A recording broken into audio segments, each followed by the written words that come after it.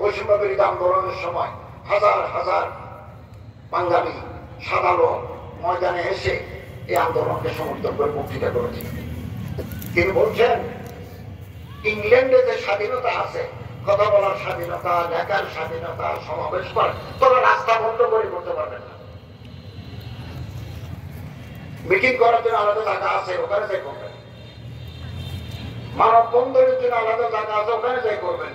যেখানে সেখানে রাস্তা বন্ধ করে করতে পারবেন। গাড়ি মানুষের তো অসম্ভব কথা। ভালো জিনিসগুলো নিতে পারে না, খারাপ জিনিসগুলো নিতে।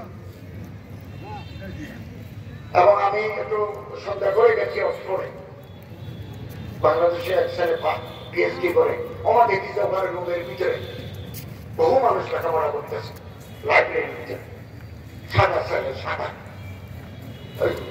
ইংল্যান্ডের ছেলে, ব্রিটিশ ছেলে।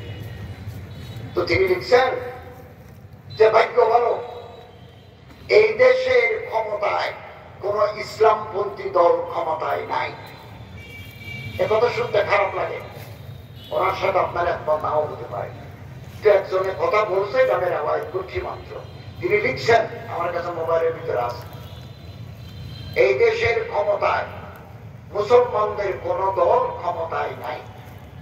যদি দেখত তাহলে উনি ওনার দলের লোক দিয়ে সব সাজাই ফেলতেন, অন্য দলের লোকদেরকে তিনি কর্নার করে রাখতেন, ঠেলি দেওয়ালের সিবার ভিতরে